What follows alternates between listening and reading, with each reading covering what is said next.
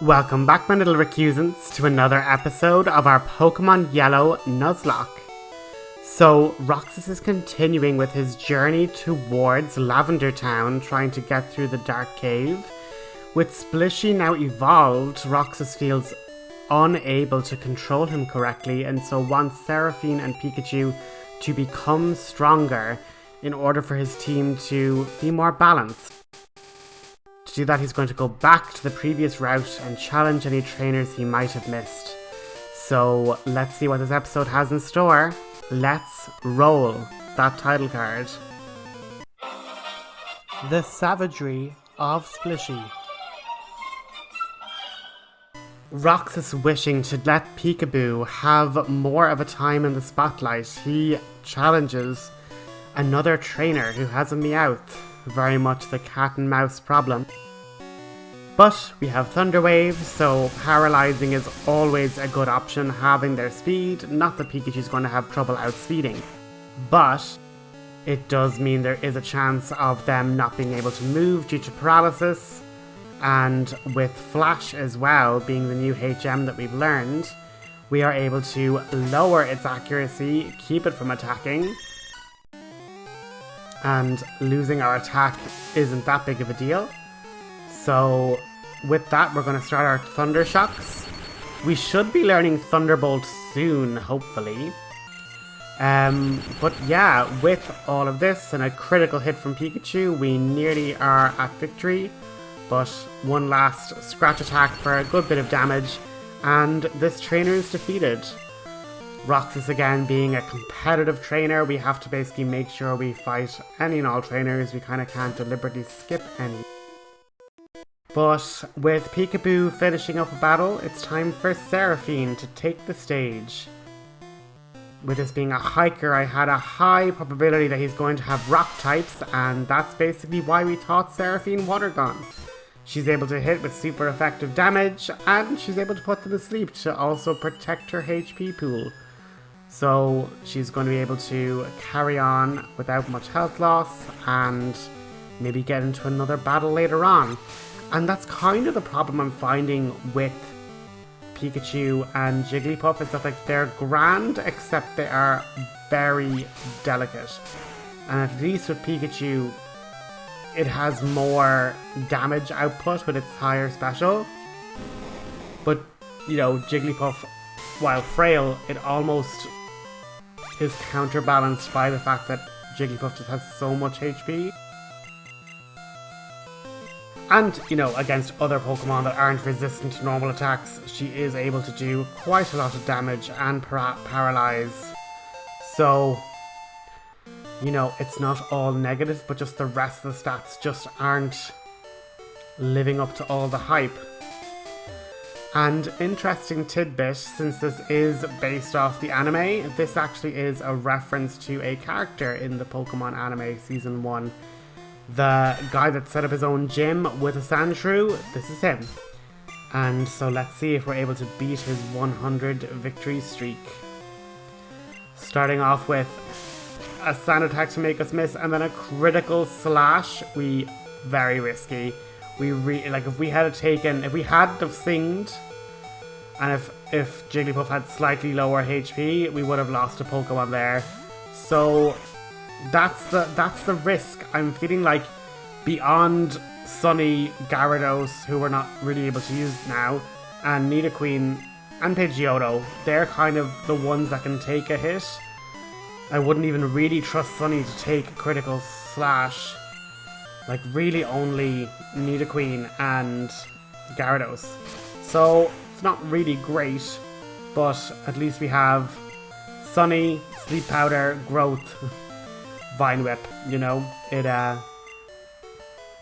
works fine. And if you talk to him again, he says he's going to have to start his 100 streak over again. So, we got that trainer. Did we get this trainer? Nope. So again, highlighting the fact that we're going to be trying to make our way to Lavender Town through the Dark Tunnel. And as Roxas is sort of, you know, looking around his different Pokemon and, you know, trying to train up Jigglypuff, but she's after getting too wounded with that critical slash, and we don't have any potions. It kind of becomes, right, okay, let's just let Huntress, let's just let Nidoqueen just carry us back to the Pokemon Center.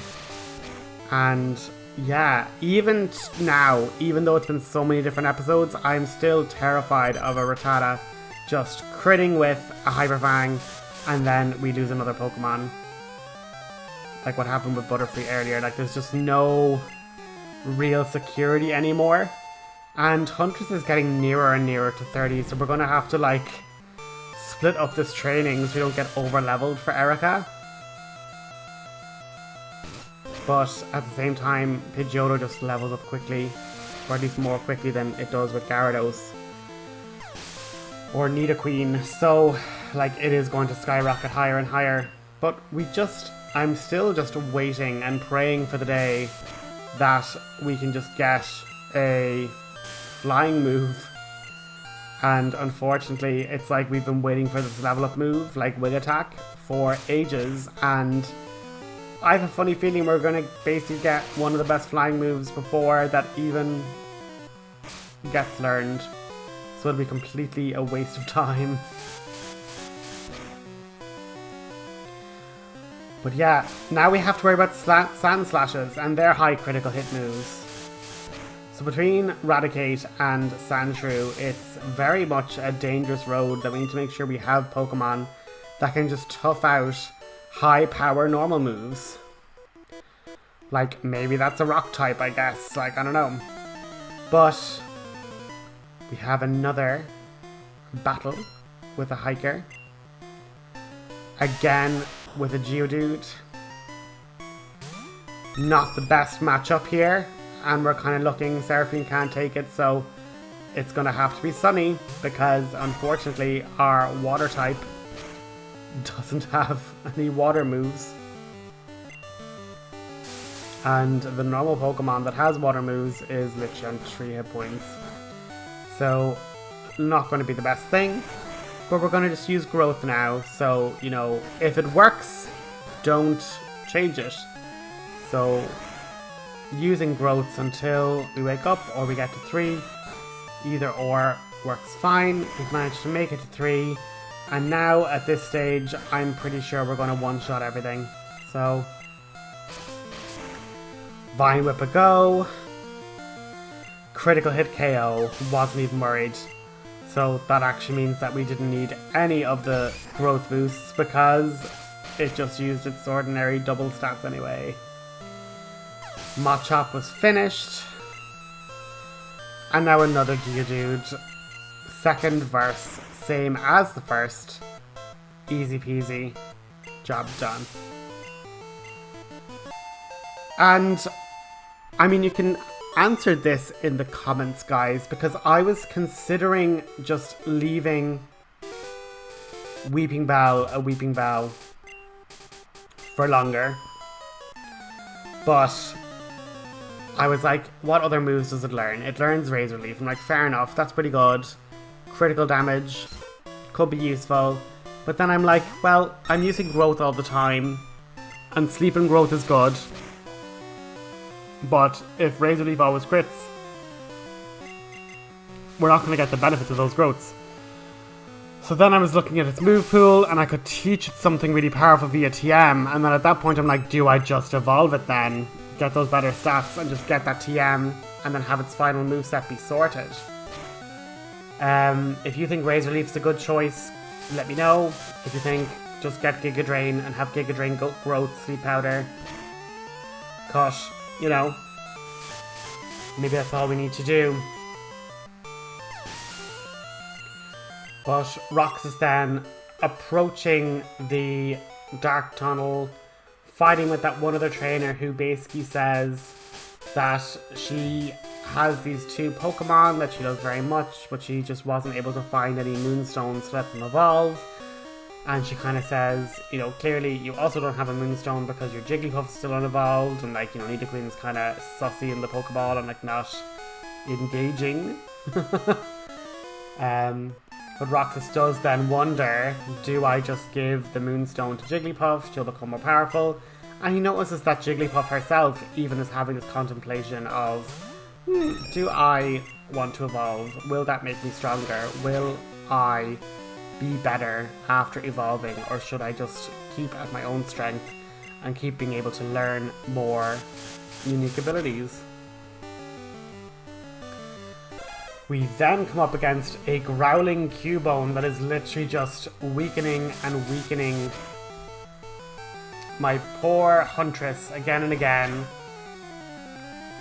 And I'm just too nervous to switch. Roxas is looking at the type characteristics of the Pokemon and saying, we have a flying type, that's who we're fighting with. We have a water flying type that would be better, but we can't use it because he's still too afraid.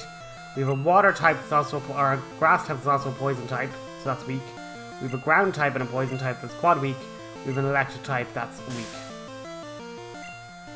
So ground types, until we can get Gyarados on side, are going to be quite the difficulty for us. And at this point I'm thinking, okay, we have our attacks so low, we might as well just keep sand attacking and then switching in Princess, who I know is weak to psychic attacks and weak to water attacks. But at the very least, Body Slam might do more damage than Weeping Bell's grass attacks. And I mean, we get a one-hit paralysis, so that's pretty good. And yeah, she's well able. She's tanking them, no problem. Is confused, that was a bit of a worry, but critical hit. And we get a level up, which is also very nice. Approaching the next trainer deeper in the dark tunnel, Roxas sees another Pokemaniac with another Slowpoke. Seeing if Seraphine's Body Slam and just general bulk might be able to better approach these psychic water types. Seraphine takes a headbutt reasonably well, and now that it's paralyzed, we can definitely outspeed, which means the headbutt won't critical us, or flinch us rather. And then it's like, okay, now we've low health and confusion, we have to switch again. Can Pikachu take a confusion and just KO with Thunder Shock? And this is what Roxas is finding. He's just finding that, like, the jump in power scale with all the other trainers around him, like, while he's like, oh yay, I have like 3 badges, his Pokemon are not overly exerting themselves against these other enemies within the cave. And now we find another type that is a glaring weakness of ours. The grass type. If we had a flying move on our Pidgeotto, this wouldn't be an issue at all. But as it stands, we have grass Pokemon that can inflict damage on Nidoqueen super well. Again, if we had Gyarados under control, this could be an easy just attack with Bite and just overpower them. But for now, we do have the one benefit of Sunny can just tank grass moves very effectively and does have a neutral response in terms of cut. But these sleep turns just go on for eternity. And with Pikachu on Roxas' shoulder, just shining with its luminescent fur due to the Flash HM, Roxas looks around this dark cave at just all these Zubats up on the canopy, just trying to scatter away from the light, trying to be, able to rest peacefully. And all these broken lanterns that obviously must have been powered, these little light trails. And as we fight, the lass says, it is really weird. There used to be electronic lights guiding trainers all through the dark tunnel. Maybe in the last year, there's been a complete, lack of any sort of real progress in re-establishing any sort of connectivity with the dark tunnel. It's just been left to languish and nobody goes to the power plant anymore. and it's been basically cordoned off. They basically flooded the valley, so now no one's even able to go down there anymore.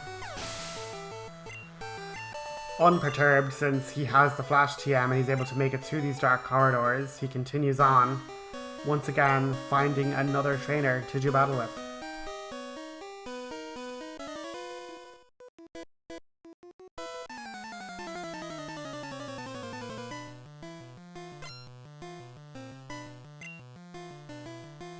He sends out a Charmander, this other girl having a Bulbasaur, these rare Pokemon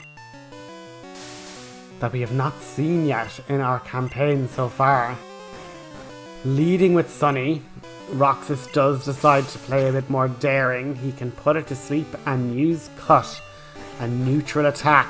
So even with grass types being weak to fire, Roxas outsmarts the type chart paradigm. Leaves him in a perfect state to nearly one-hit KO a Cubone.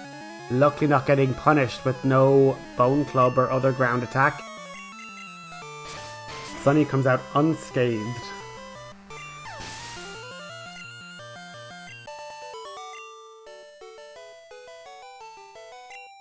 And finally, I wasn't even using repels, but we finally get an encounter in Dark Tunnel. I literally was thinking, do I accidentally have a repel on? But running through the dark to the light was a fearful Machop. Running and wishing to clamber over Roxas to like grab Pikachu off its shoulders and run with it deeper into the cave. Sunny spews its spores of sleep. Gives it one chop as just, you know, anger at this Pokemon trying to steal Pikachu away, and the frightful Machop gets caught in the ball, and Dexter had this to say. Machop, the superpower Pokemon, very powerful in spite of its size. Its mastery of many types of martial arts make it very tough. And continue along with his adventure. Now, second question to everyone watching this video here.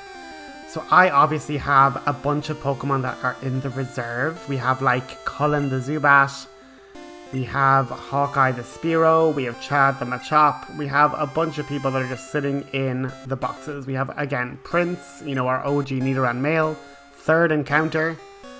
So I'm wondering, do you want a little side episode when we get to Celadon,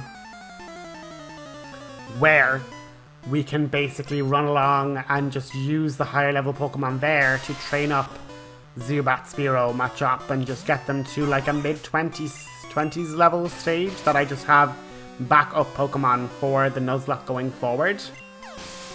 What do you guys think?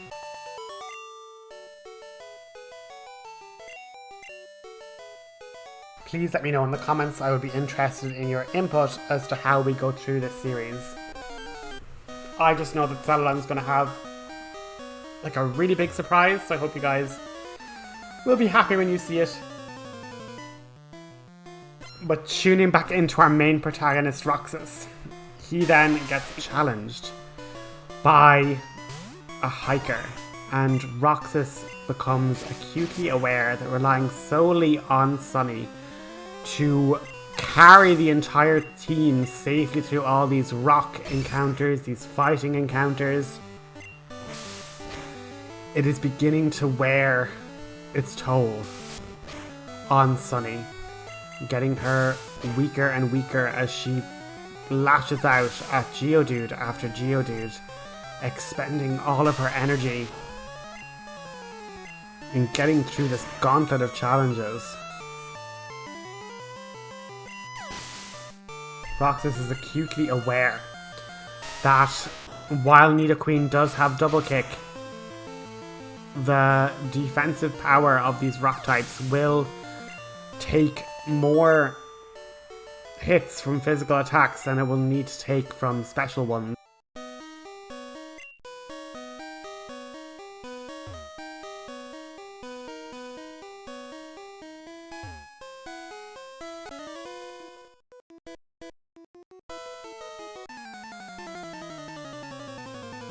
But with no rest, Roxas is then confronted by a hiker with a towering onyx. One more Vine Whip sees the giant rock snake felled in one strike. A second onyx, even more tall and towering. Again, the Vine Whips wrap around and careen the rock snake clear into the ceiling of the cave, causing it to shudder dramatically. Now, unfortunately, I'm saving the final move slot to be Giga Drain or Razor Leaf.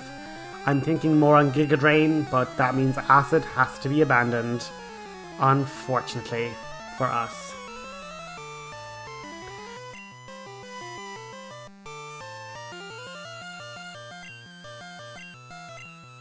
And with the final bit of energy from this grass Pokemon, the last Vine Whip use has been spent. Another hiker wandering over from deeper in the cave upon hearing the collision with the ceiling laughs and basically says, well, it's nearly guaranteed I'm going to win this fight now. You have no more uses with that grass Pokemon, and as far as I can see, you have an electric type and a flying type, so without that grass Pokemon, you are going to be easily taken over. His Pokeball shudders, and Gyarados, in pure defense, bounds out in a brilliant flash of light, escaping the confinements of its Pokeball.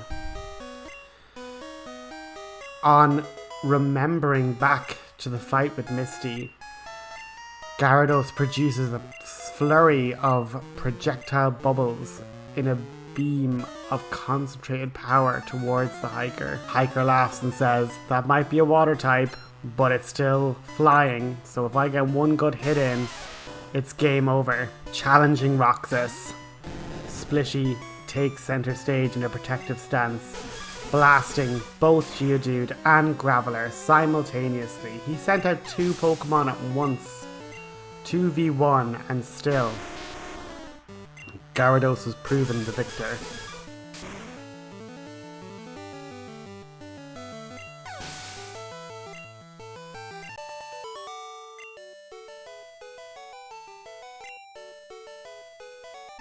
Other trainers, on hearing that there is a Gyarados trainer, rush to try and fight their might.